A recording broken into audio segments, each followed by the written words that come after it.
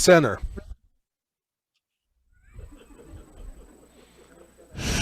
Be very, very quiet. It looked really great until I had it finished, and then I realized that it was incredibly boring visually to have that dividing line right up the center. So I tend to, when I'm gluing up blanks, move that line at least an inch off center, sometimes more radically off center, because it gives the piece much nicer visual interest when it's done. Sarah, can you use that as a platter when you segmented it? Yeah, I mean, we have two at the house that like this that we use for serving steaks when we have company over. We use for serving what do they call it? Charcuterie boards, cheese and crackers. Yeah. For those of us that are more old school. So yeah, we use these all the time. I haven't gotten around to replacing all of our china dinner plates with wooden ones yet. One of our families not ready for that.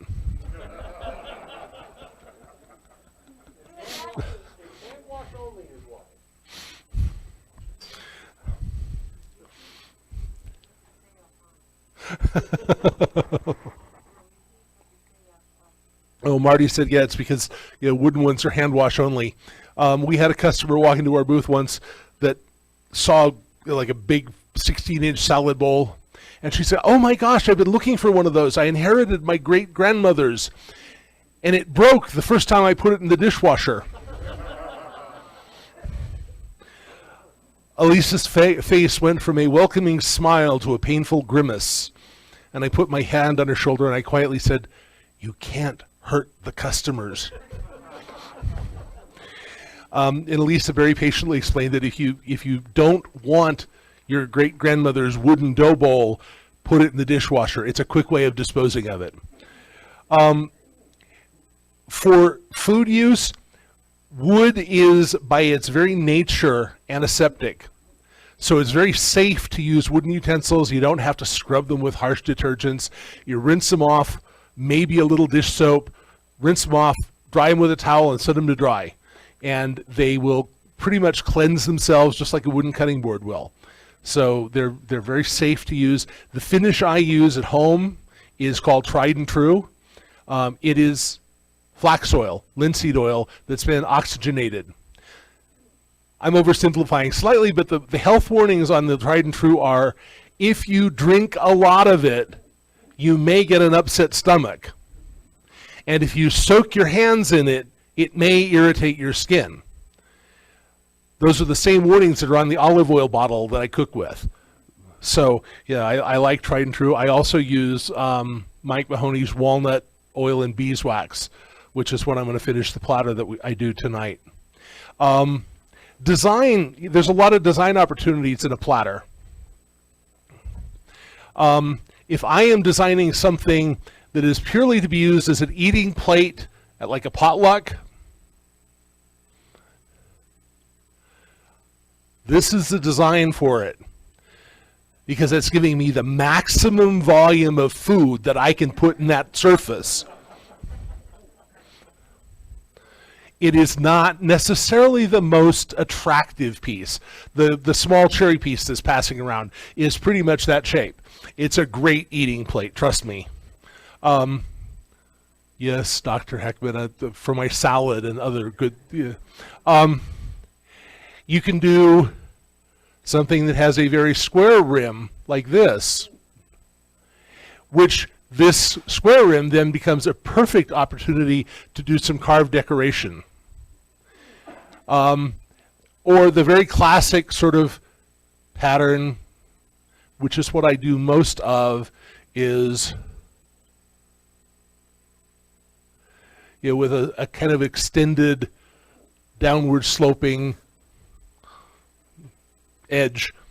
You can do whatever level of detail you like in these. Thought though, if you put in too much fussy detail and you're planning on using it, all those little cracks and crevices are places for food to get stuck.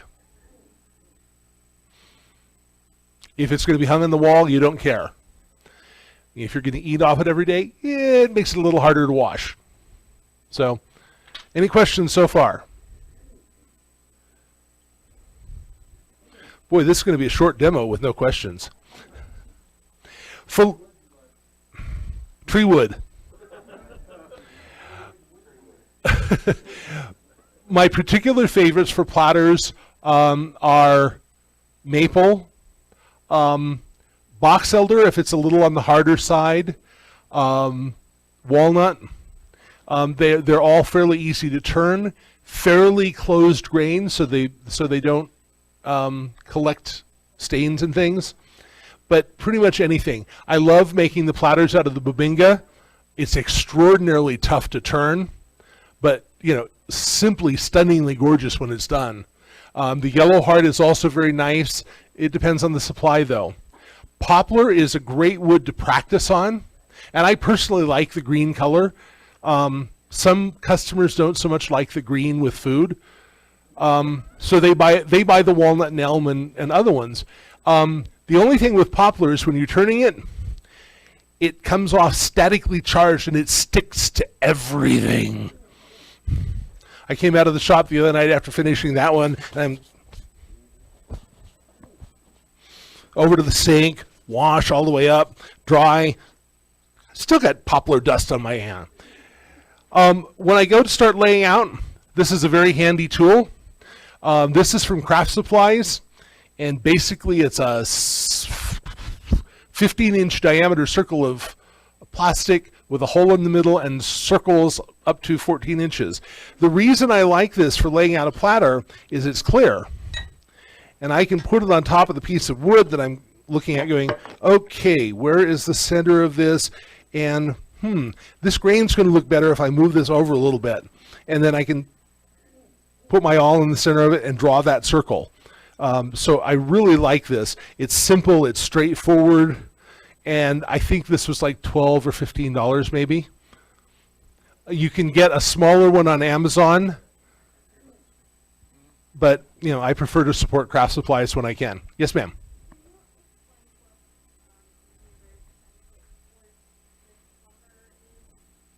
Oh, in timber terms, 4/4 timber is 1 inch thick. It's 4/4 of an inch thick. 5/4 timber is 1 1/4 inch or 5/4. Generally, what that means when it's surfaced is 5/4 timber is about 1 inch thick, and 4/4 timber is about 3/4 of an inch thick. If that hasn't confused you, we need to talk afterwards, because this confused me my entire woodworking life. It's like, why is a 2x4 1 3/8 inches? It depends on where you buy it and how it's been milled. But so this is a piece of 5/4 hackberry that I bought upstairs. I bought an 8-foot plank of it for like $22. Which I thought was a heck of a deal. And when I was laying these blanks out, I stuck this over. I said, okay, 11 inches, there's my center.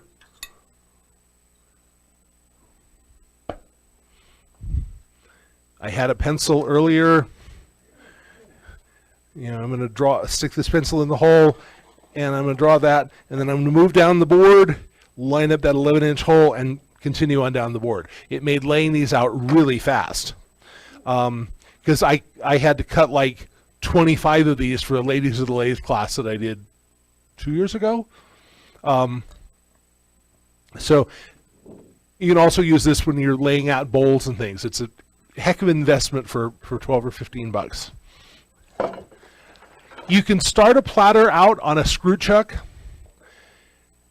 I don't personally recommend it, because a standard screw chuck, the biggest one I have, has like a 4-inch face on it, and it's just got about that much thread engaged in the wood in one spot. It's real easy to go really wrong with that.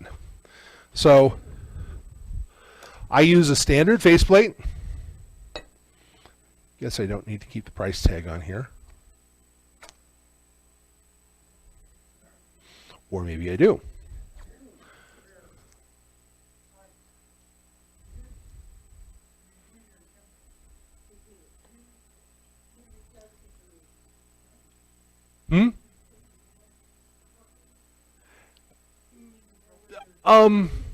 Sizing tenons? No, I do that a different way. He was asking about, do I use that template for sizing my tenons? And no, I do not. Another handy tool for putting a faceplate on. This is a commercial one. I think from Craft Supplies again. This larger part is designed to fit relatively snugly in 1.25 inch threads. And this piece is pointed. So you line it up in the center point and set it down, and it lines your faceplate up. You can do the same thing with a small piece of wood and a nail. Turn it so it just fits inside your tenon, drill a hole through the center that's the size of the nail, and you have something for $0.25 that I paid probably 20 bucks for. When I'm putting the screws in for the faceplate, I do one hole. I don't tend to drill, I just poke a hole with the awl. You can do this with a power drill.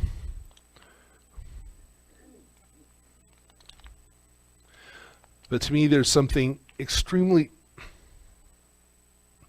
satisfying about ye old Yankee driver.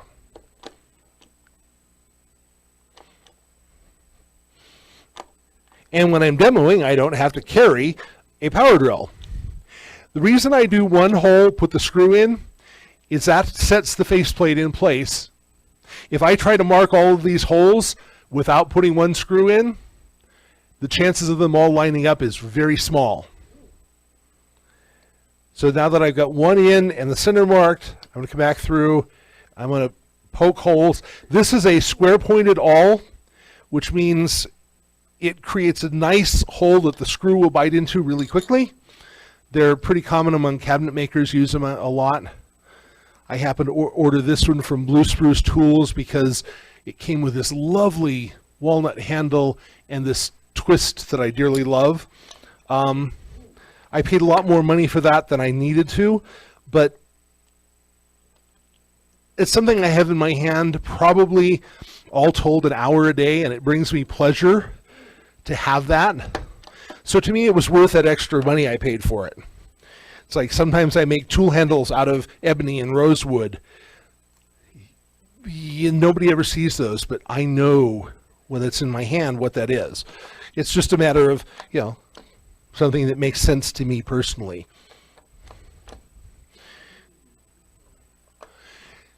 These screws are just, thank you for bringing that up. These screws are just about 5/16 of an inch projection beyond the faceplate. So there's not a lot of penetration into this wood, but if I go very deep, I'm gonna have holes in my finished product. Part of what I like to explain is turning plotters is not about, turning wood in general is not about how much wood can I take off in a single cut. It's tempting, it's fun. You watch, Mike Mahoney with that 3/4 inch Irish grind gouge taking 1/2 inch off at a time. That's really cool. It's not necessary.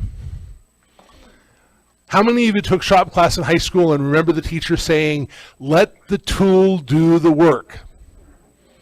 How many of you ignore that in daily life? You're not alone, me too. So now that this is on the faceplate and mounted on the lathe, this is my first time turning on this lathe, so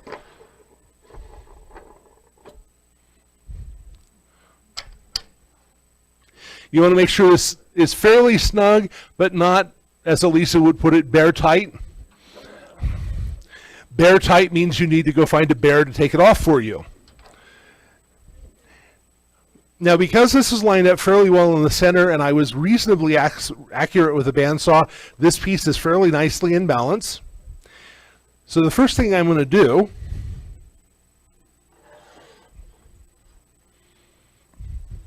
is find center.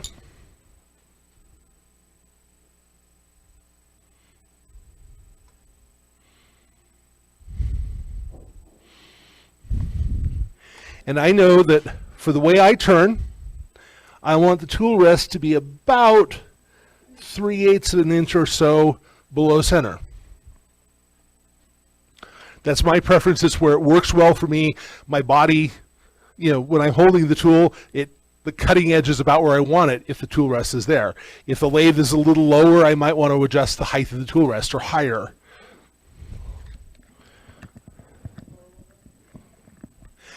For me, it's about 3/8 of an inch below the center point. Now, the other thing I want to do is I want to mark the exact center of this piece with the awl. We're going to use that mark later to re-chuck. Before I get too much further on this, I need to size the tenon, or the recess rather, for my chuck. When they machine these chucks, they machine them as a disc and then cut them into segments. You get the most grip if your recess or your tenon is as close to that original diameter as possible. If it's too small, you end up with only the center points touching. If it's other way around. If it's too big, you end up with only the center points of this touching, which doesn't give you nearly as effective a grip. If it's too small, it won't fit. So, I set my chuck so that it's about 1/8 of an inch apart on the jaws. Take a set of dividers. I set the points to the edge of the jaw. When I am doing this, the only place I want to touch is the arm that's resting on the tool rest towards me. If you let this point touch this wood, it's going to flip this up and over. That's very painful when this divider hits your thumb at high velocity.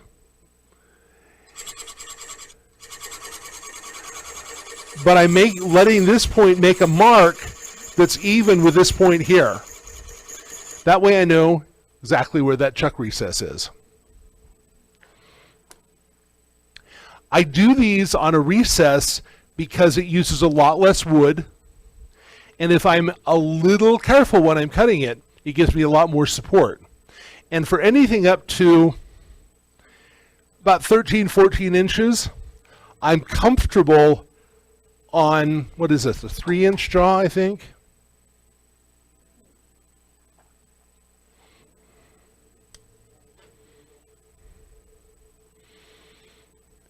It's just slightly over 3 inches, so it's about a 75 or 80 millimeter jaw. With that jaw, I don't need a 1/2 inch deep recess. I'm going to turn this platter on about a 3/16 of an inch deep recess, and it's going to be fine unless I attack the wood. Even that big one that was turned on just under a 1/4 inch reset on a 5-inch chuck, and no problems whatsoever. It didn't come off the lathe, it didn't wobble. For creating my dovetail, I use a diamond point scraper. These used to be really common in kits of turning tools. Don't find them so much anymore, but you can find them at craft supplies. Except I'm not using this way. I'm using this way, because that lets me cut a dovetail recess right here. And I'm going to start out straight.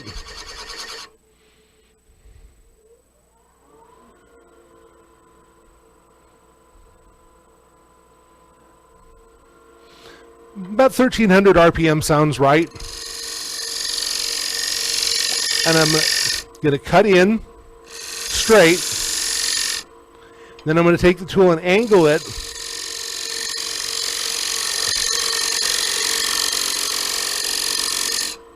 And cut in the base of my recess.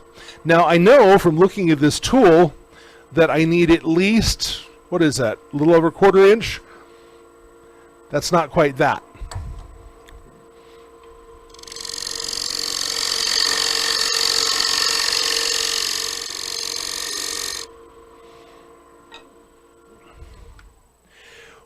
When this piece sits on the chuck, the strength of this mount does not come from this outside edge. It comes from this surface sitting as flat as possible on the top of these jaws. That's how I get away with such a narrow recess. At this point, I also have some decisions to make as to whether I'm going to leave the recess in place. Often on my production platters, I do leave the recess on. If I'm turning it for Woodturners, I always reverse turn it and turn off the tenon. Woodturners are the only people I know who pick up a piece, flip it over, look at the bottom, and say, "Oh, you left the recess." I have never had a customer do that. So in this case, I do know that for the sake of the demonstration, I am getting rid of this chucking point. So I want to reduce some of this volume in here so that I don't have to do it when I reverse it. So this is a Sorby. I think this is a 3/8 bowl gouge, which means the flute is 3/8 and the gouge itself is the metric equivalent of 1/2 inch. 14 millimeters, 15 millimeters ish. I'm going to take this, I'm going to come into this recess, and I'm going to find the bevel and push this across.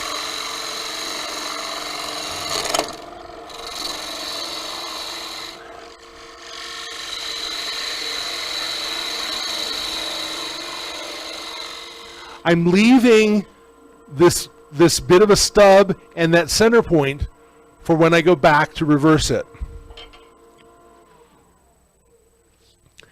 Now, before I take this off and take it off the faceplate, there's a very important check. Okay, the jaws actually do fit in this recess. I can't tell you how many times when I was first starting out, I've got that measurement right, and I took it off, and the chuck won't fit in the hole, and I can't figure out how to get the thing relined up, so I got to thin it all off and start over. Not a fun thing. Well,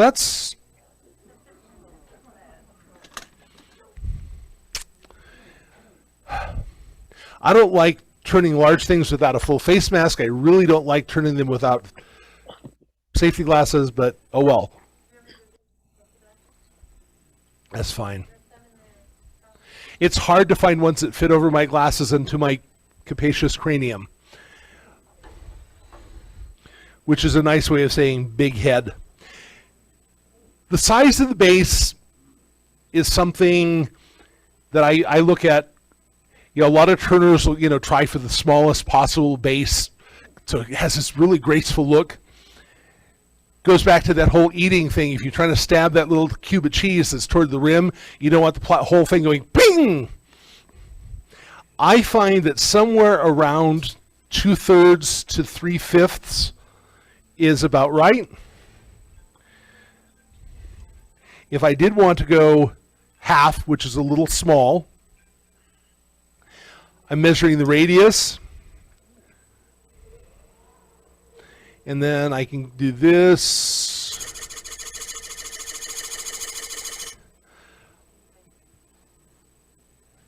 So that line is half the diameter of the bowl.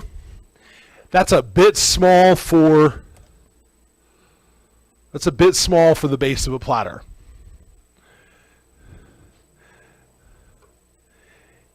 If I do this,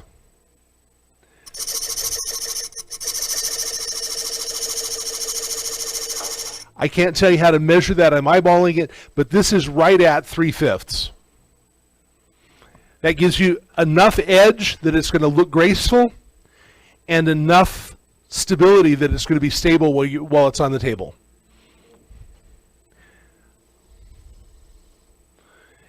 And all of these lines are approximations of where it's going to end up. So, turn the speed back up. You get the, stay, good boy. This is one of my minimalist demos. I could do this platter with two tools, the recess tool and this bowl gouge. I'm going to use a spindle gouge later on, but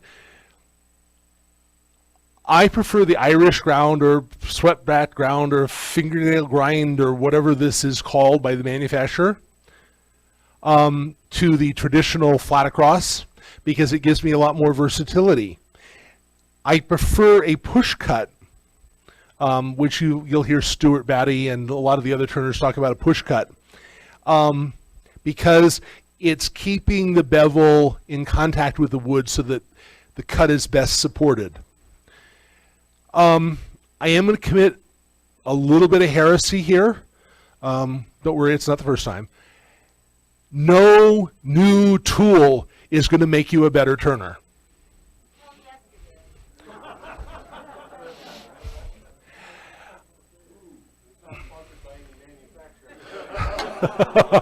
Exactly. I don't make tools or market tools. But seriously, when I first started turning, I thought, I just saw David Ellsworth turn using his bowl gouge, and man, he made that look effortless. If I buy his bowl gouge, I'm going to be just as good a turner as he is. Man, was I disappointed. With David, not me. What will make you a better turner is sharp tools and practicing to be better. When I took my first music class in elementary school, the teacher was, practice makes perfect, practice makes perfect. And then I got into junior high school with a very emotionally excitable music director who made his point by throwing batons and kicking trash cans. But he used to scream, practice does not make perfect. Perfect practice makes perfect. I can take this gouge and lean into this piece until it pulls off the screws 1,000 times. I have been practicing making a bad cut and doing the wrong thing. So what I think about, and I've turned thousands of pieces, and every time I sit down to the lathe, I think about, okay, where is this tool going? How am I going to get the best cut? Can I improve this cut? So I'm trying to make perfect practice. That kind of practice and sharp tools will make you a better turner. And the same goes with sharpening mechanisms. Somebody was talking about me, or I can talk to you. I was talking with someone about this before the meeting, and no single tool grinding, sharpening thing will be perfect for everyone. I'm not selling the One Way or the Wolverine or the whatchamacallit. I use the Sorby belt grinder and the Sorby jigs when I grind tools. I'm a honer. And I think that's because I come from a carving background. I hone my turning tools with a diamond slip, and I get great results. Not everyone can say that. Find a sharpening method that gives you a sharp edge and works for you and is convenient, and be monogamous. I.e., stick with it. I kind of learned that from Chris Schwarz with Lost Art Press, because carpentry, I'm a sandpaper and glass person. Oh, well, that never works. Japanese water stones are the only way to get a sharp edge. And you have to polish your roughing plane to 6,000 microns or whatever, ultra fine, and you have to be able to see yourself in the edge on a scrub plane blade. Find what works for you and stick with it. Learn to sharpen and stick with it. So, that said, I have my line here, which I didn't darken with a pencil.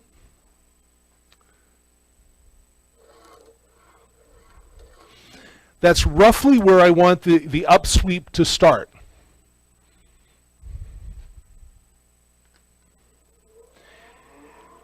With this gouge, there are a couple of different ways you can engage a push cut. The classic way is to get over here and find the bevel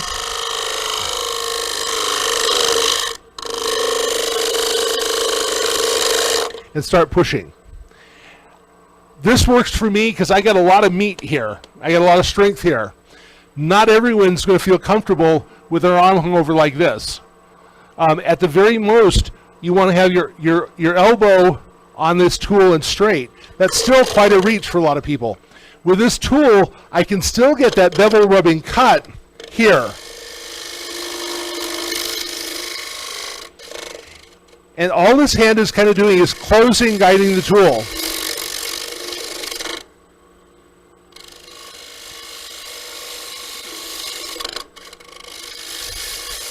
And I'm not trying to take a ½ inch at a time.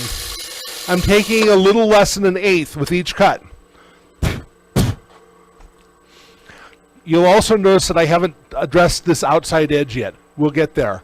I could straighten this edge off right now, but then I'm hogging off an inch width.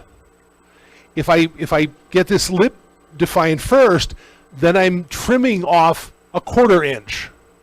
So it's lessening what I have to cut.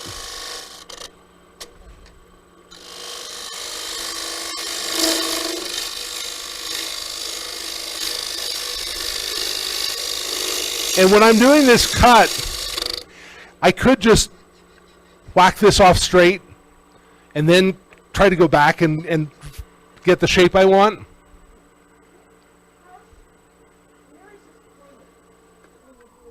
Hmm? Where is the center? Where is your bowl pointed? I am just about. Where's the camera? I am just about 3/16 of an inch off the bottom of the gouge, the bottom of the channel. No, what I'm asking is a clock. Are you pointed up? Oh, the flute? No, the flute is almost at 9 o'clock. 9 o'clock. So it's the flute is pointing almost straight at me when I'm doing this cut. Okay. If I can do this cut here, but it gives me a lot less control, and I'm cutting straight down onto that bevel. By turning it, I'm actually cutting across this bevel, so I'm getting a shearing cut, which gives you a lot nicer cut. But when I'm doing this cut, I actually am starting to try and find where that curve is going to end up, so that every cut I make, I'm practicing this curve, so that when I get to that final cut, my body's already used to it. Does that make sense?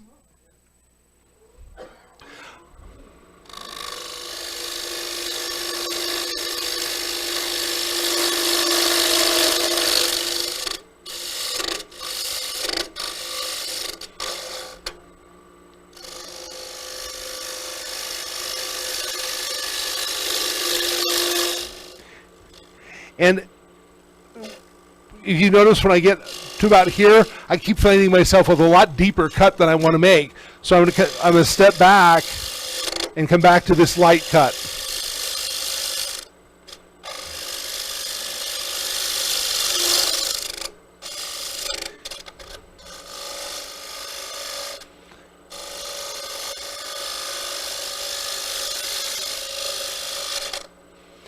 And I'm gripping, the tool is braced against my leg here. I am gripping here, but I don't have a death grip on this tool. Because if you're having to grip the tool like this, something's wrong. So I've got this lightly held. My body's actually moving a little bit.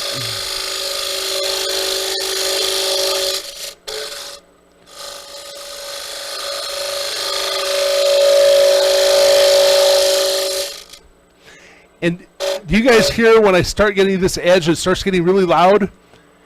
That means that I'm leaning into this cut a lot harder than I should. So I got to figure out why. It's because the tool rest is now not in the same basic plane of where I'm cutting, so I'm having to adjust that edge, and it's losing the bevel.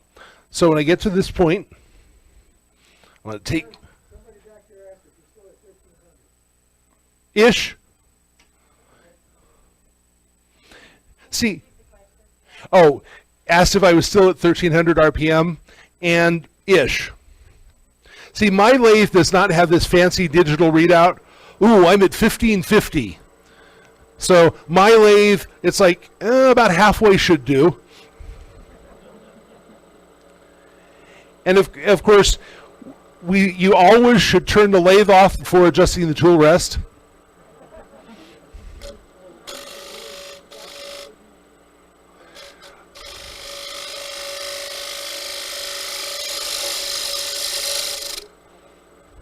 Now, did you hear that? Out here, I've got a much less noisy cut.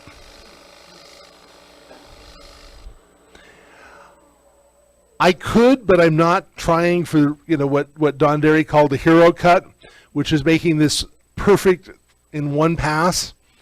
I'm getting this to the point that it's a smooth cut, little bit of bumpy that will sand right out.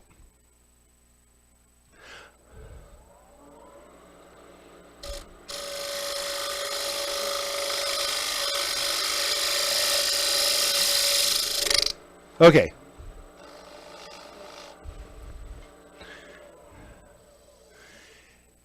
I also want to address some of this turning while I'm on the faceplate so that I don't have quite as much to remove when I reverse chuck it. What I'm aiming for is the bottom of this stay. Good boy. The bottom of this plate, when I'm done with it, should be convex. That helps avoid the spinning top thing if it does warp a little bit. So I'm looking for this to be about the depth of this chucking recess, hollow in the center. But in doing that, I don't want to take too much of this off because that's what the chuck is going to be pushing off. But I can take some of this off and get it out of the way before I...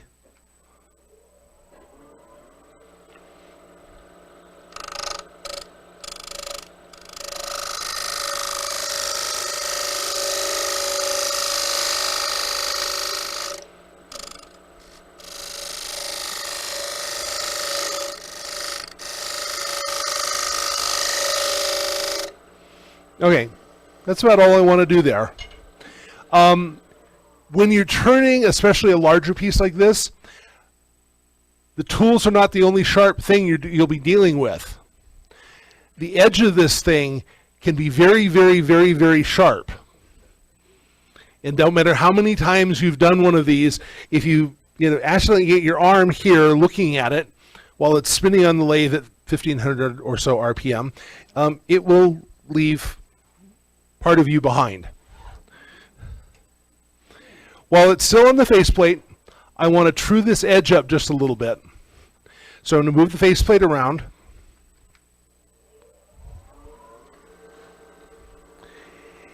And again, I'm taking a very light cut, find the bevel.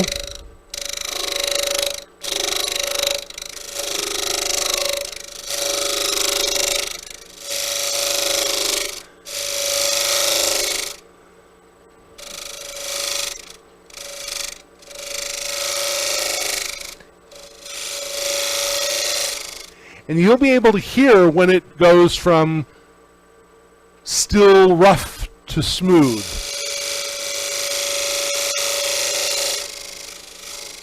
I'm guessing that's about right.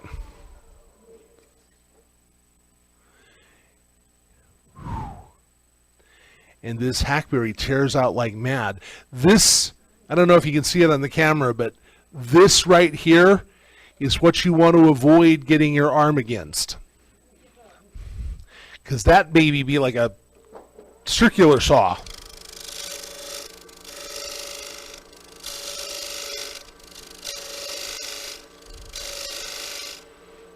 But I was making those roughing cuts this way because I've already got my nice edge that I want to preserve here. I'm going to be turning away part of this anyway, so I don't care if that spelches over a bit. I already sure that the recess works. This is the time that I like to sand this.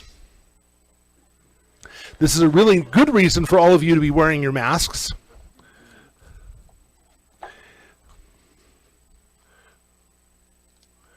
Oh, I brought 60 grit just in case it was a nasty piece of wood. From the cut I got I think I'm safe starting with 100 grit. I use these little spinner sanders a lot. I have the angle drill and power, but this works really well for me. And the friction of the disc against the wood causes it to spin. You can vary which edge is touching and reverse the direction of the spin.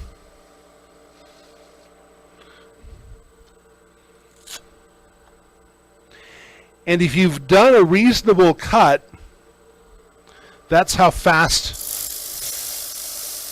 your sanding is going to be.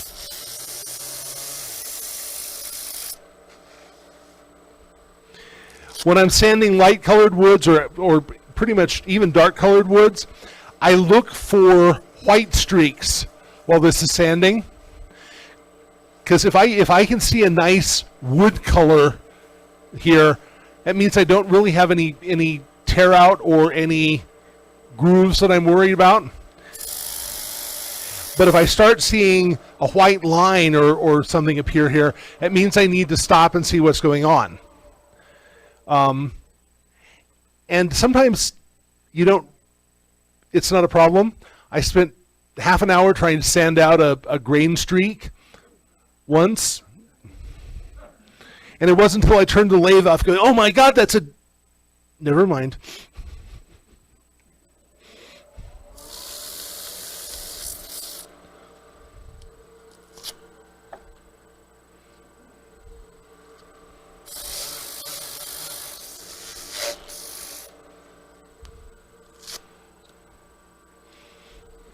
If I had about 10 of these tools, then I wouldn't have to change sandpaper.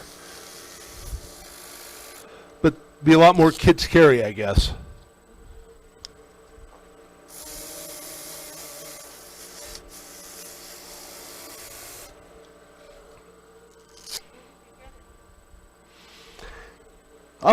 Sorby makes one of these that's available through Craft Supplies. I think they may be available at Rockler as well.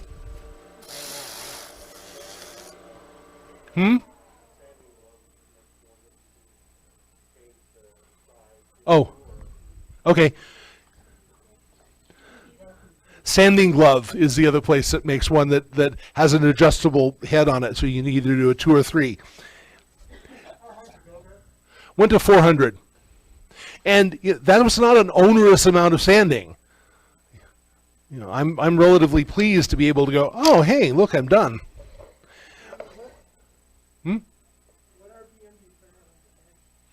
Whatever it was spinning when I was cutting it, which is about 1,500.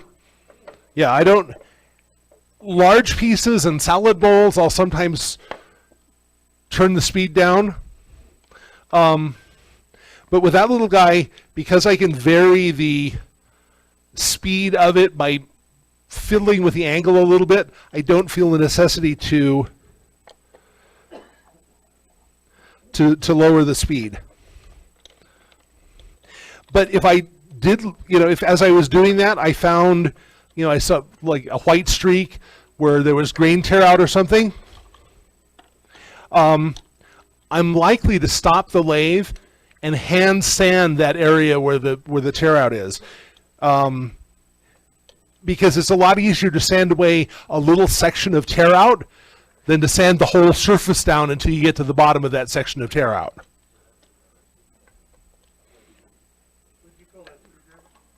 This is a pre-Stanley Yankee driver. Stanley called this a Yankee driver. This is a great uncle's tool that the patent dates 1876. But it's my great uncle's tool, and I somehow feel there's some connection back to him by using it. We're done with the faceplate.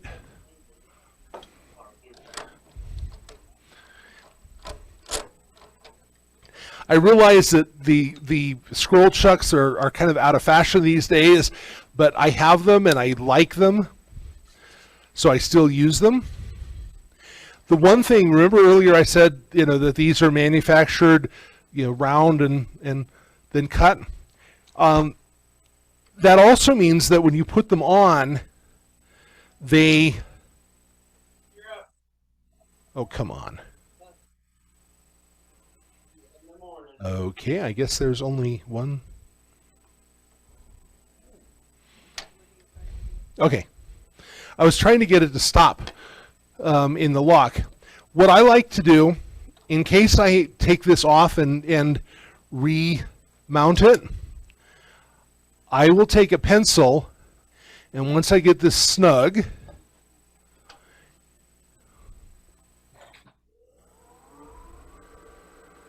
okay, once I get that snugged up to the position I want, I will take a pencil and I will mark the edges of the number 1 jaw.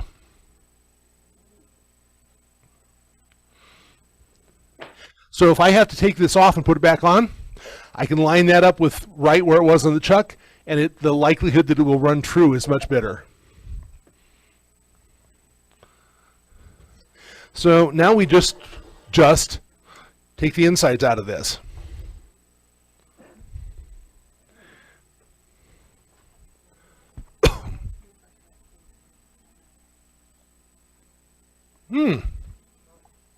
Hackberry flavored coffee.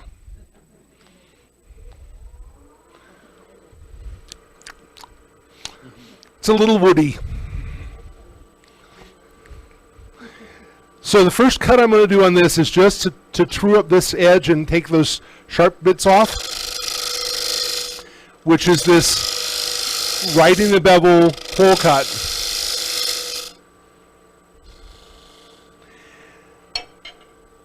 Now when I'm turning the top of this, I need to know where this bottom is so that I don't make this rim too thin or too thick. But it's really hard to eyeball where exactly that rim is.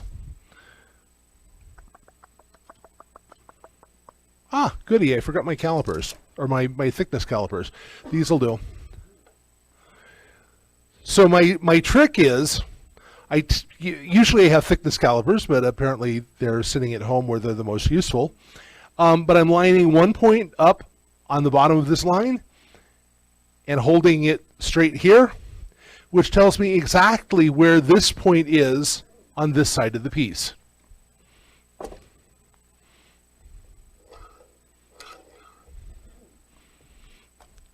That saves me a lot of trouble later. So I'm going to be roughly mirroring the shape of the outside on the inside.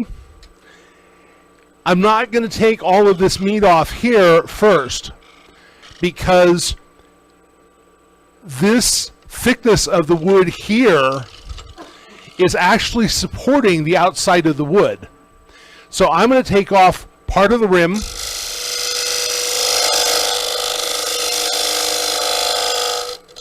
and this is a classic push cut. This hand really isn't doing anything other than steadying the tool and deflecting the shavings out of my face.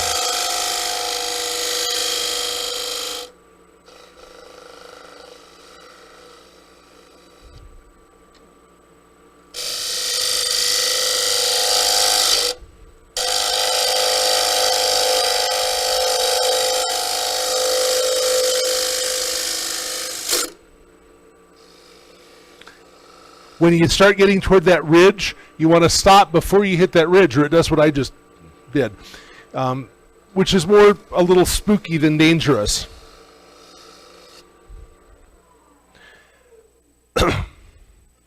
Even though it sounds like I'm getting a really nice cut, I got some tear out here that I want to address, and I don't know if you can see it in the camera, but this cut is getting a little ridgy here.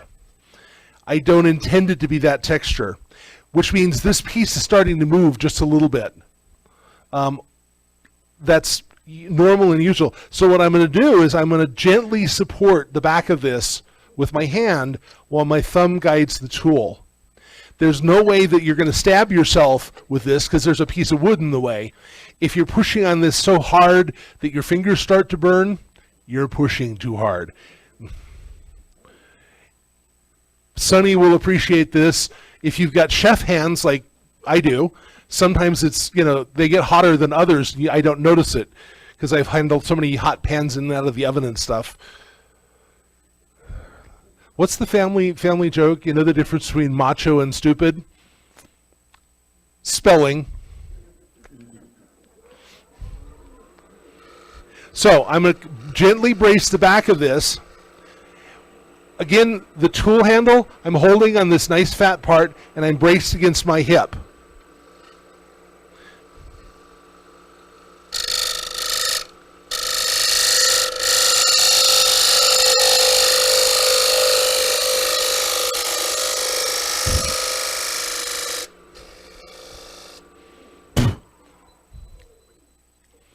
Love the taste of hackberry in the morning. Are you now at 3 o'clock?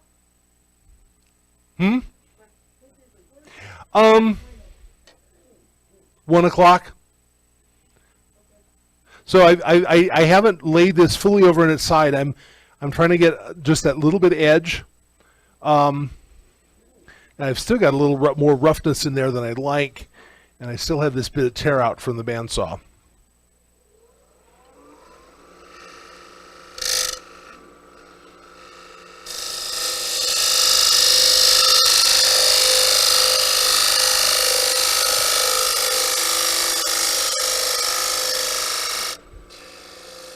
That feels better.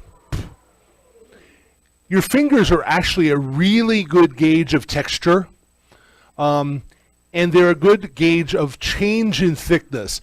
They're not necessarily so great at how thick is this, but I can tell running my fingers across here that it's relatively smooth. Pardon me. And I've got an increase of thickness coming into where this dives into the edge, which is exactly what I wanted, because I'm going to take the bowl of this platter down a little bit because I'm looking for this profile. The edge is about where I want it, so I'm going to start taking some of this wood out of the center. Again, push cut. Flute is at about 130.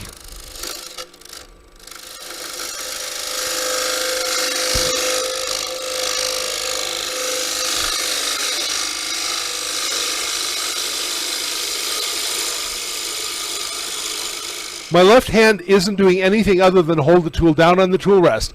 My body is moving forward to make this cut.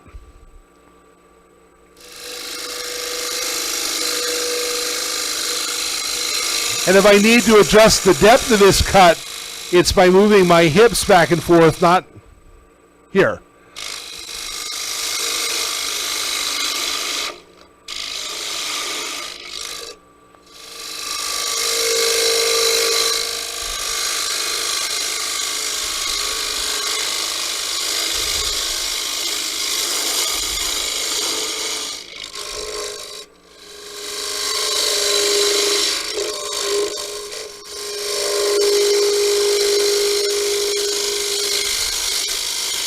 Now I can already hear this cut over here starting to move a little bit, so I'm going to stop taking the center mass out and work on this next section to get it where I want it to be. And I want to dive in a little bit.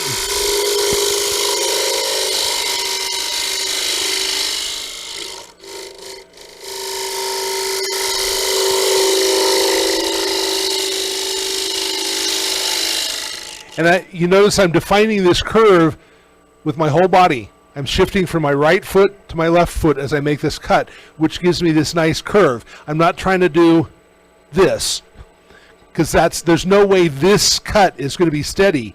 But moving my entire mass is very steady.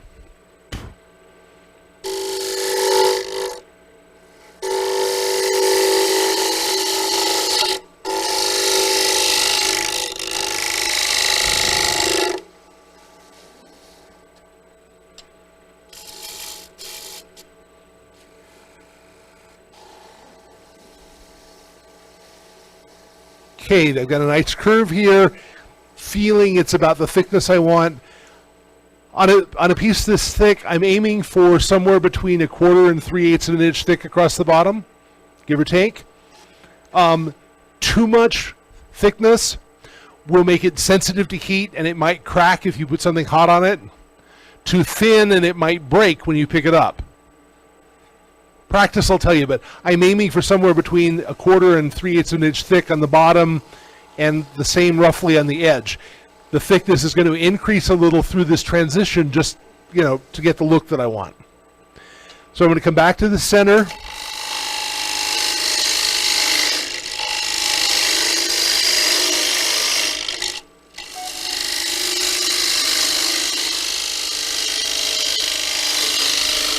The left hand is also acting as a shavings deflector.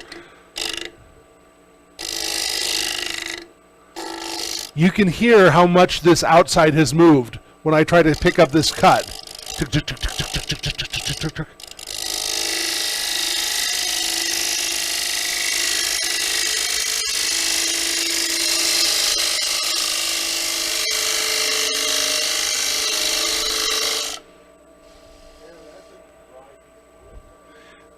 Yeah, this is kiln dried and then sitting in our roughly 16% humidity shop for a year.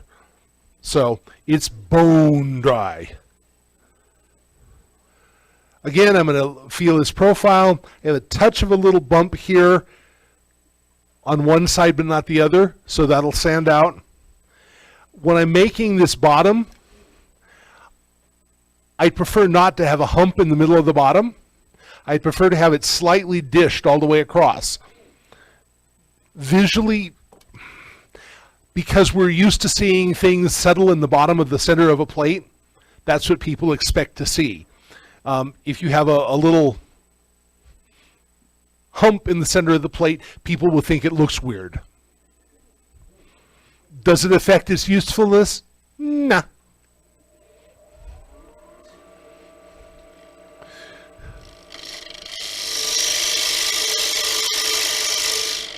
And again, I'm betting probably only woodturners would notice that. Or ceramicists.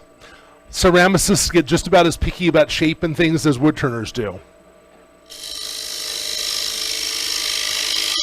In a good way.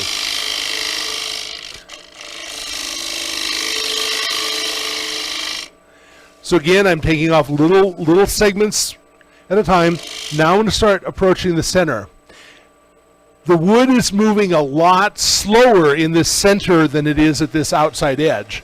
So you got to ease up on this cut. In theory, for those who are theoretical physicists, there's one fiber at the very center of this thing that is not moving dimensionally but only spinning.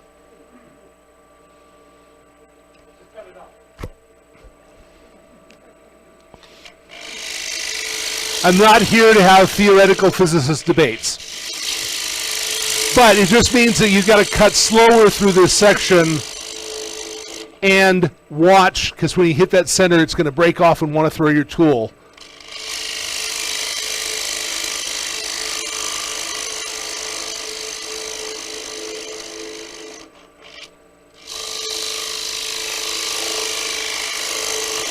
Now, for this cut, my flute's sitting about 3 o'clock or about 2 o'clock and cutting slightly above center until I get to the center, and I'm actually raising my shoulder a little, so I'm cutting through that center point. But the bevel of the tool right here is rubbing on this surface, so I'm getting a nice clean cut.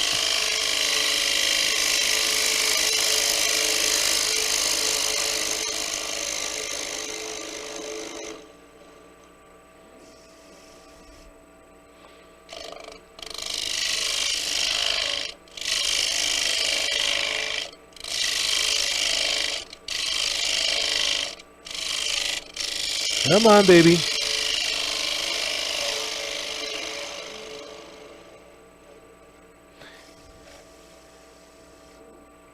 So you got a little bit of a bump here in the center. So I'm opening or getting the tool a little bit back towards straight up and cutting with this side so I can get in there with a nice easy cut and go across.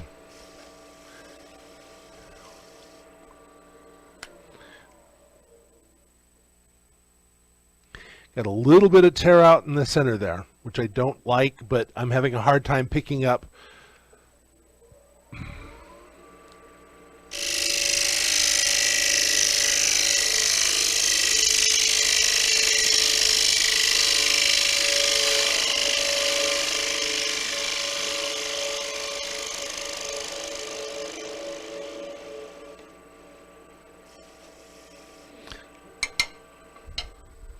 I think what's left here will sand out. So we'll shut off the lathe. Ooh. That was bare tight, by the way.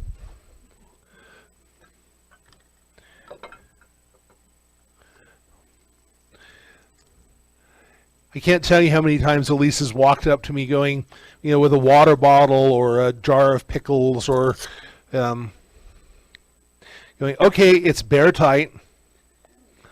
I also tend to load packages bare heavy, which means, I'm the only one who can pick them up. I'm learning on that one, though. If I want help, I need to make them liftable by other people. Again, I'm going to come back with this. I know this cut here is nice because I can see it, so I don't have to spend a whole lot of time on it. But I'm going to stop the lathe and make sure. I'm aiming to get a nice smooth finish with my highest or lowest grit, my biggest sandpaper. So from there on out, it's just a kiss with the other sandpapers to remove the grit marks of this one.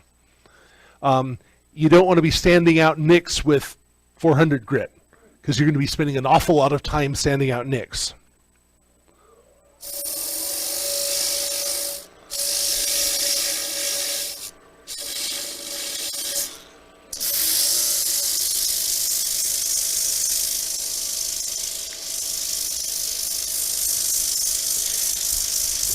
The center of this piece is where a 3-inch disc would be nice because the 2-inch hits not quite to the center and then stops turning.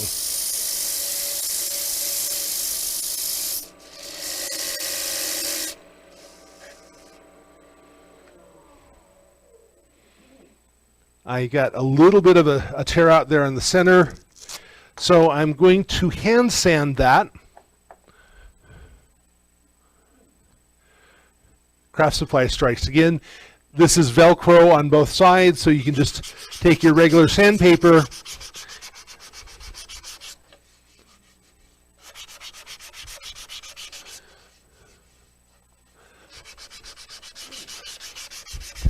as I mentioned, your hands are much better at finding little divots and cutouts than your eyes are.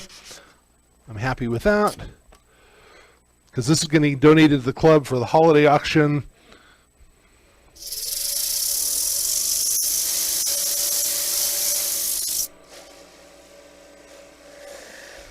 As I'm sanding this, I'm not seeing white lines appear to indicate tear out.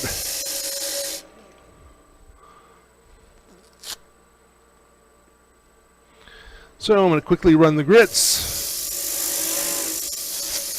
And even with that tear out, I started at 80 grit. So it's not like I was, jumping to my 36 grit to make that tear out disappear. Yes, I have 36 grit sandpaper in my shop. Yes, I still use it sometimes. But sanding is not my favorite part of turning, so anything I can do to avoid unnecessary sanding. I know. I thought everybody's favorite part of turning was sanding.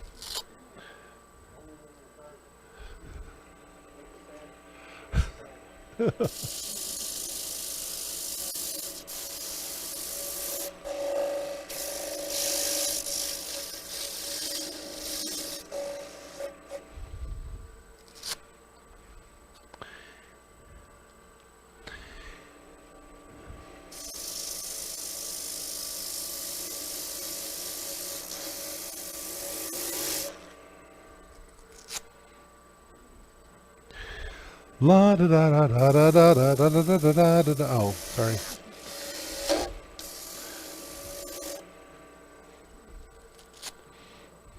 These were brand new discs when I started out. When I was apprenticing as a carpenter, the guy that I worked for, claimed that, when you wore your piece of 80 grit out, it was now 100 grit, and you just kept using it. It took me a while to figure out that when your piece of 80 grit is worn out, it's worn out.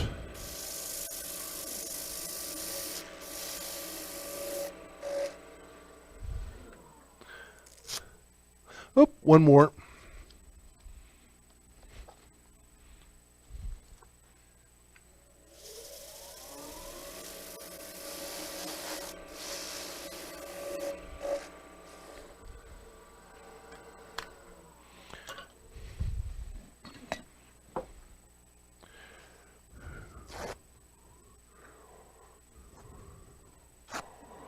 I like using finishes that I don't have to go to the cabinet and get out a pair of nitrile gloves to apply them.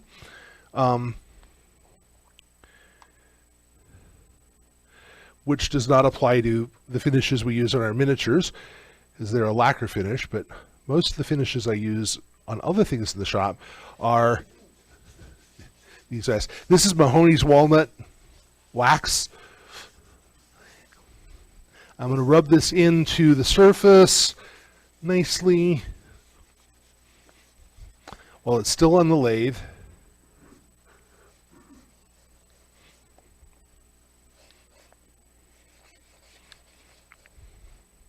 Make sure that I've got a nice even coverage.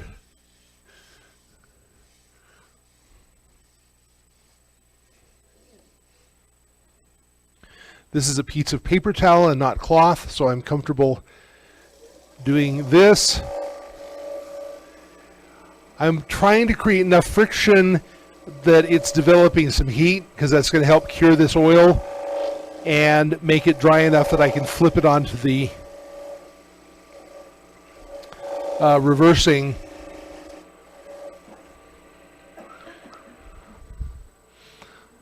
Sorry I've made you cough with the sanding dust, but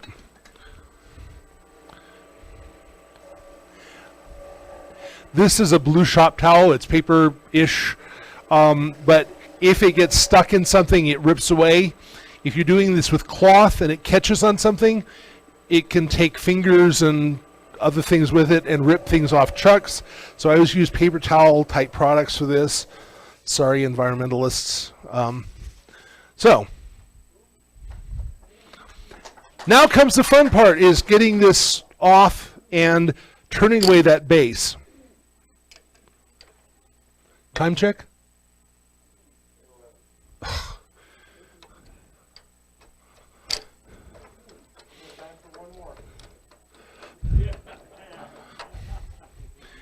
I knew I should have brought a second blank. For reverse turning all kinds of different large pieces, I have an extra faceplate with a piece of MDF on it that I turn round, and I have foam rubber glued to this face. I use this for roughing out bowls, or returning the outside of bowls which I've roughed out and let dry. This also has grooves that I can fit PVC fittings into to get into the insides of bowls. I have a vacuum chuck at home, which I love using, but I knew we didn't have vacuum here. This works just as well. I'm going to use tailstock. The trouble with most tailstocks is this point is really, really, really, really, really sharp. So when you start pushing it into this to hold the bowl in place, sometimes you create a deeper divot than you want, and you end up with a bowl that's also a funnel. So I've been told, not from personal experience. And if you all believe that, I have some oceanfront property in Arizona. So, remember I made a big deal over keeping this little center point?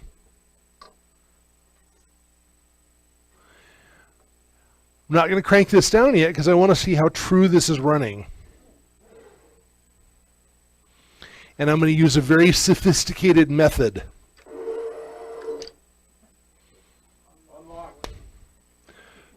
Okay, now I'm going to use a variance. I'm going to turn the speed down 360. Sounds perfect. I can feel that that's about 1/8 of an inch out of center.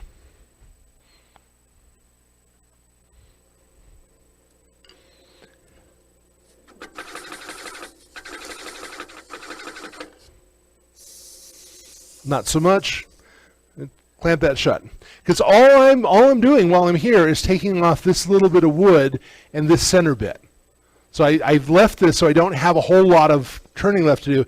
So if it's a scotch off center, the world is not going to end. Yes, ma'am. Oh.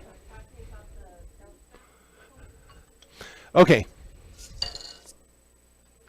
Turn off lathe before trying to stop with hand. This point on the center came with a really, really super sharp point, which meant when I tightened up into something like this, it digs itself deeper. So what I did is I took a file, and while this was spinning, I just dulled this point a little bit so that it hits the bottom of my divot and stops.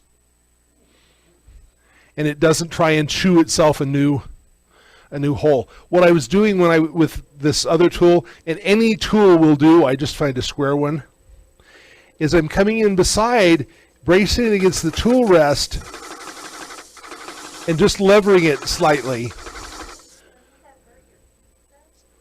No, not if you're using the flat edge. And again, I'm not cranking on it, I'm just nudging it a little bit.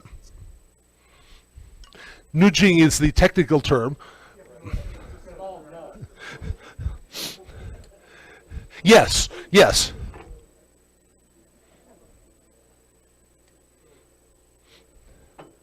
Well, you know, woodworkers tend to develop these really complicated measurements, a scooch and a nudge and a titch. Titch is my favorite. Yeah, just got to nudge that a titch.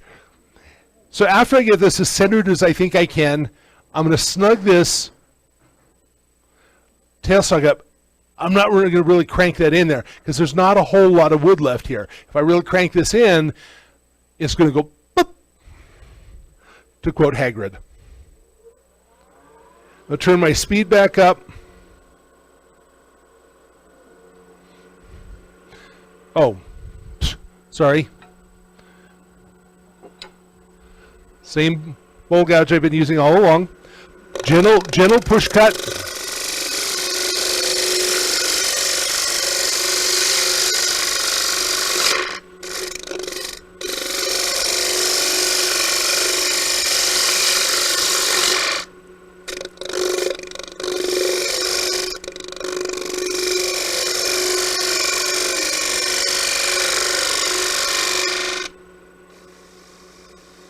I'm a little concerned with some of the noises I'm hearing.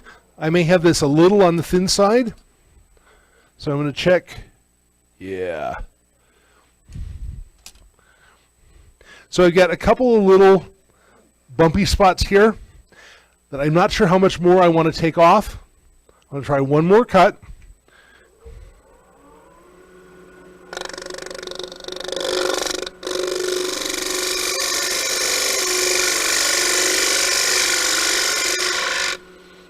That still leaves me two little lines that don't look deliberate. So, what's my option? I'm going to make those lines look deliberate. This is a pyramid point tool.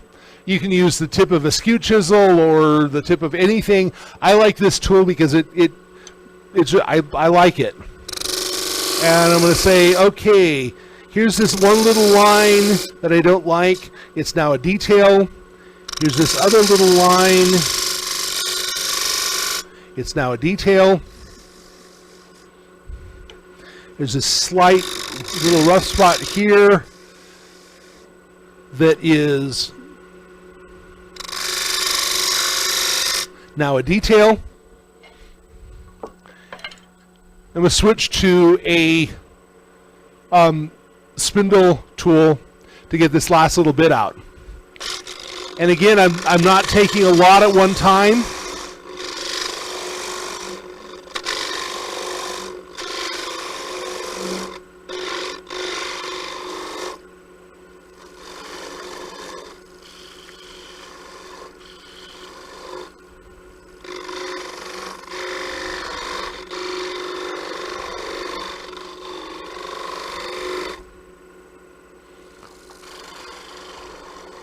If I grabbed a like 3/8 or a 1/4 inch spindle gouge, I could get closer to the bottom of this than I am with this, but that's okay.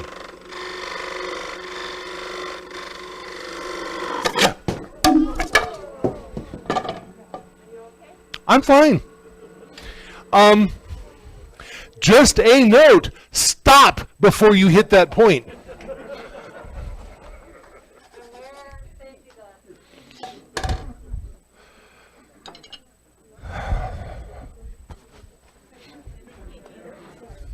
Okay, all the bits and bobs are where they're supposed to be.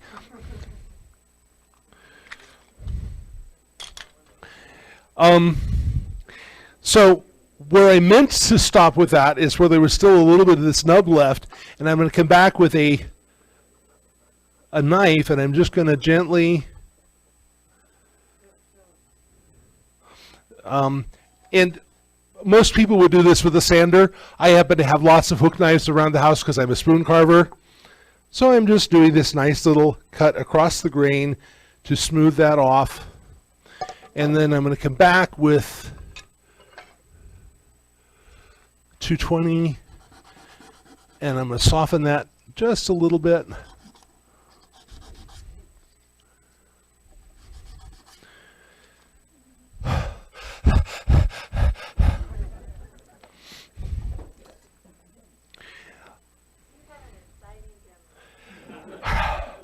Thank goodness for the shield. You know, when I first proposed that shield, the board at the time was going, nah, we don't really need that. I showed up the next month with it anyway, and boy, have I been grateful several times. Only once during my own demo, but I also have this neat little scar from where the tailstock rubbed against the piece as it was in the process of dismounting. I could reverse it again and take it off. I'm not pushing my luck that much tonight. No, yeah, normally I would apply this wax while it's on the lathe and let it heat buff in. You guys get the idea. So, any questions, comments, other than regarding the dismount?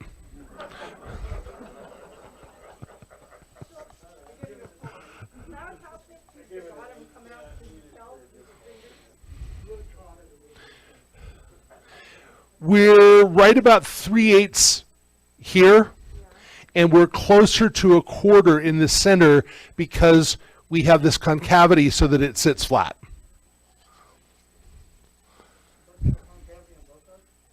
Yes.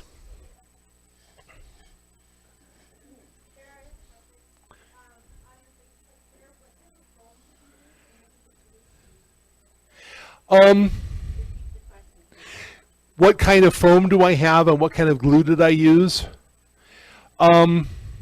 We had a member that before he retired had a skylight business, and these were the centers of skylights, but it's a closed cell foam. And I think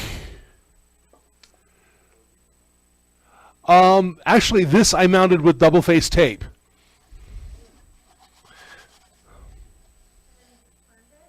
Yeah, and then I just turned it. And for cutting the foam, a skew chisel does a really great job to cut through the foam, and then a parting tool to make the grooves if you're doing for the PVC. And let's see, where is that little bump where it came off the lathe?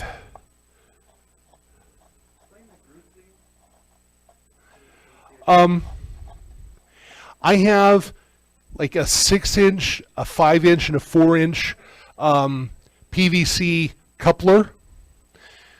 So if I put that in this groove, then it will hold the piece out here. And for a vacuum chuck, then it will suck that vacuum into the center of this recess, or whatever the size I put on there. For returning bowls, a lot of times when you rough turn a bowl and let it dry out, it kind of ovals. that will help support the bowl a little bit better when you're returning the outside.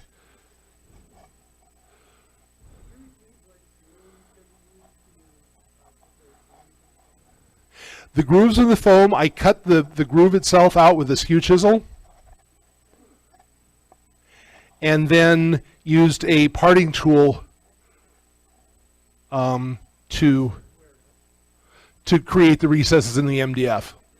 I like the MDF because it's dimensionally stable, and I know that it's going to stay there unless I soak the thing in water. So by the way, this is not a dent in the edge of the platter. It's a slight feature where the rim changed.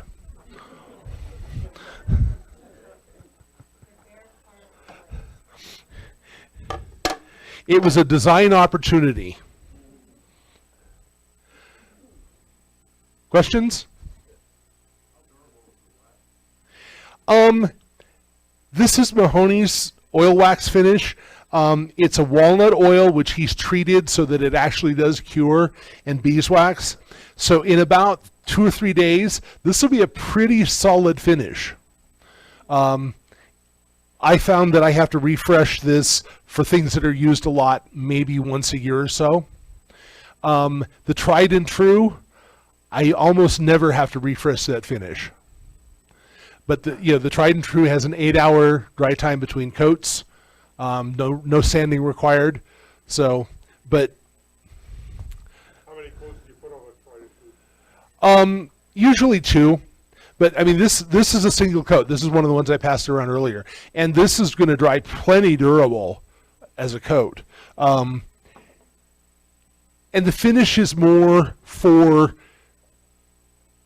the other people than for the wood. You know, if that becomes dull and whatnot, it's still perfectly functional. It's just not as pretty. So, you know, if you're hung up on things being pretty, sir. So fair on your coffee cup? Are you using the same finish on the coffee cup? Yes, yes. This is, well, when Jared originally finished this, it was just raw linseed oil. I redid it with the tried and true after I used Jared's trick to seal the bottom. This is a rather open grain piece of birch, so I found that I was leaving coffee rings wherever I left it, and I called Jared and I said, Jared, what do I do about this? He said, get yourself some powdered coffee. The Starbucks Via works really well. It's about the only thing it's good for.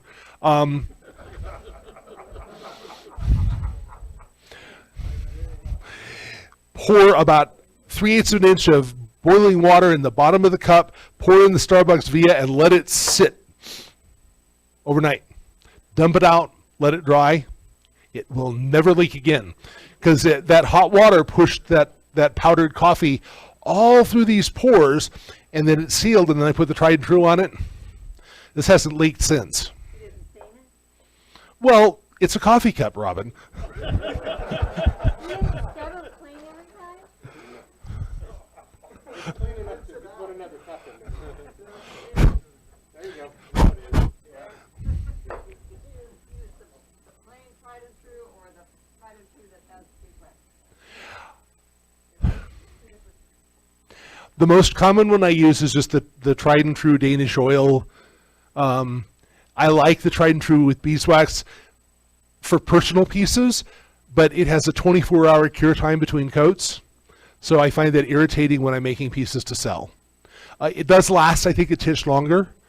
They also have one that's a varnish, so it's a linseed oil and varnish that works really well, but again, it's that 24-hour open time between coats. So, Rockler's has it. The other store has it. I found it at Lowe's once, and then went back to get some more, and they didn't have it. I did find that on some of my pieces, I just have the plain tried and true. That after it's dried for a week or whatever, that it will take another coat. And like 2 weeks later, I might put a fourth coat up. Right. Well, you can continue putting the finish on, and it will continue to look good, and it will continue to cure. But to me, there's a point of diminishing return after that second coat.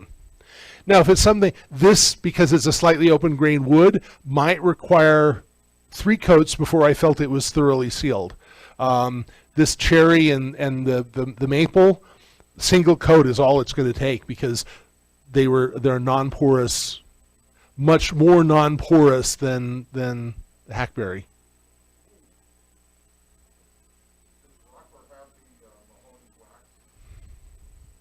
I don't think Rockler does, but I'm pretty sure that the other store has it.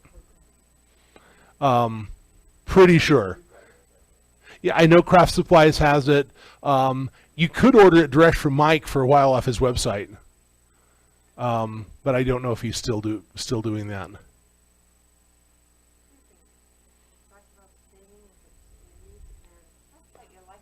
Oh, okay.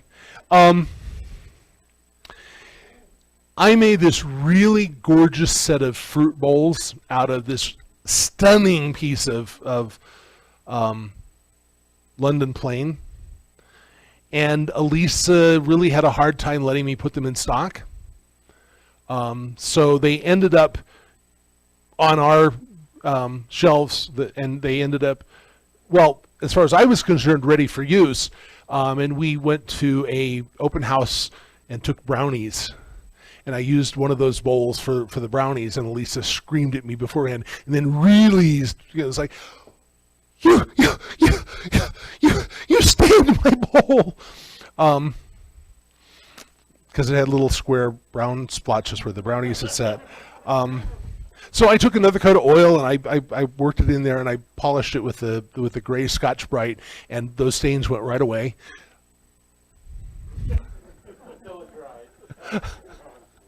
No, actually, it gave it character. If nothing else, it spread them out a little bit, so that it gave it more patina. Wood will change. That's the nature of wood, is no matter how pretty and gorgeous the figure is or the coloring is, it's going to change. And the more you use it, the more it's going to change. And if you serve spaghetti, spaghetti and meatballs on that poplar platter, you'll have a pinkish green poplar platter. It's just the way it is.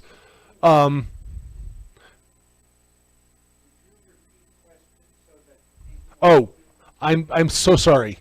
The question was, will it stain? And the answer is yes, it will.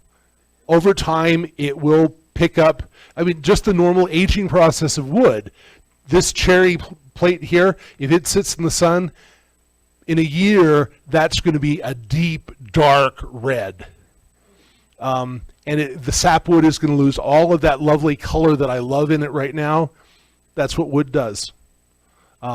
If you want it to be pristine, lock it in an airtight safe and get it out and show it with a flashlight. Because otherwise, it's going to change. Then for the big platter here, I brought this partly just to show off because, but this was turned using the same method with the same kind of recess and just as fine a recess as I did there, just a slightly larger jaw. This is a single piece of yellow heart, but it's from a series I call my Lifeline series.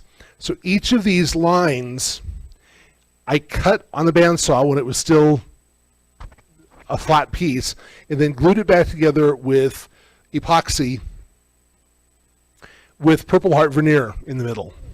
And then I cut the next segment, glued that back together, and I cut the next segment, glued it back together, cut the next segment. So there's a ton of work in this piece. And then getting all of these little bumps and things to line up is really quite a challenge. But the first one of these I did is about 3 inches bigger diameter, and the patterns are rather random. And I brought it to show and tell one night, and one of my friends that I've known off and on for 10 or 15 years looked at it and said, "Oh my God, that's the story of our friendship." See, we met here, and then I changed jobs, and we kind of drifted apart for a while, and then we met here at this job, Then, I took another job, and then I joined the Woodturners Club, which is this little squiggly line that joins 2 or 3 times here. And that gave me the name for the series, and it's called the Lifelines series. Because that's kind of the way life is. You're close to someone, then you drift apart for whatever reason. They move, they get a new job, you break up with them. Then your paths intertwine again. So, I enjoy playing with that as a concept, as well as, and this one is titled, what's this one called? Oh, this one's called, I engraved it so small that I can't read it. Oh, this is called Teach Me Tonight, which is a title of a jazz song that talks about, the stars are out, won't you teach me tonight? So, because I'm also a musician, a lot of my titles somehow have something to do with music. I don't understand that. Yes, ma'am.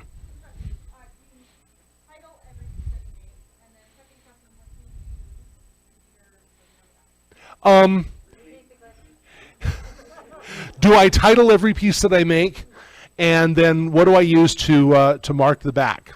Do I title every piece? No. Or it has a title like small plate number 87. Only so my inventory doesn't complain about having a duplicate key error.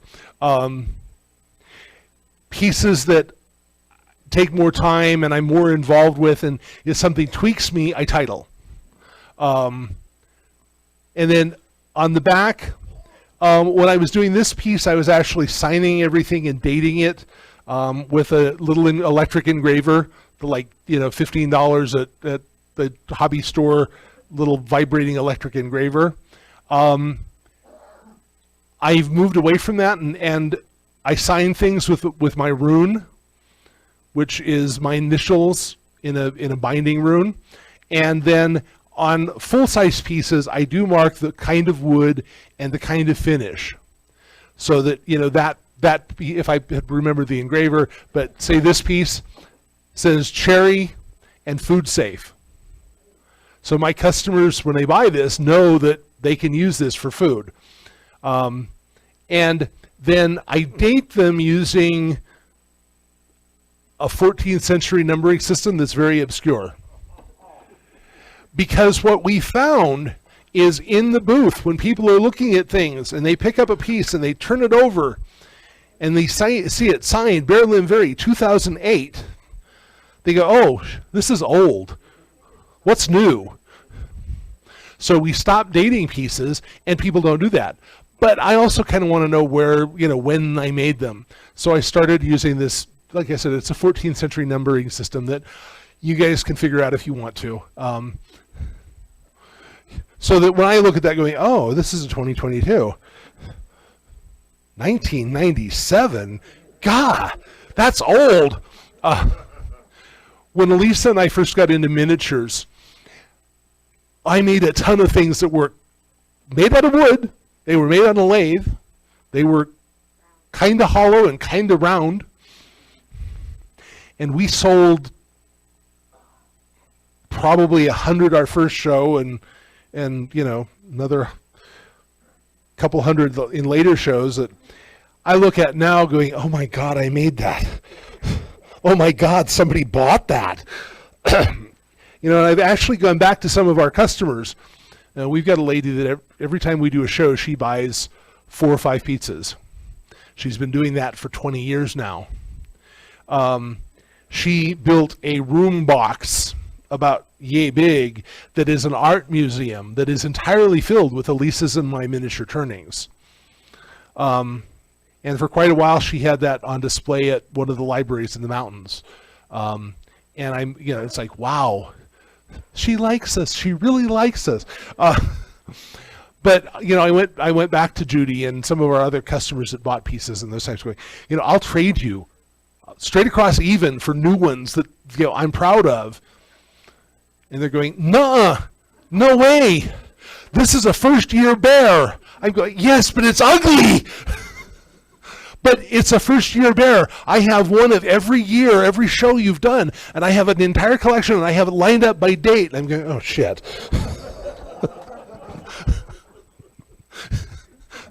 Her kids are going to sell those pieces, and somebody's going to get one of those 1997 ones, and they're going to go, oh my gosh, this is an example of Bear's work. And I'm going to go, no. That's an example of Bear's really, really, really, really, really, really early work. And then I went through a phase where I was just trying to make lots of stuff and not care so much about the quality. And those are another group of pieces that I look at going, can I just... What's the Hermione spell where she makes people forget? Invisium, incatato, whatever, So, it's... Marty?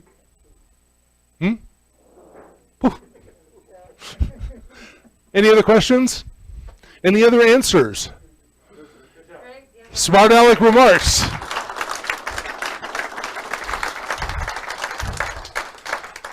I guess I should know better with this crowd that asked for smart aleck remarks.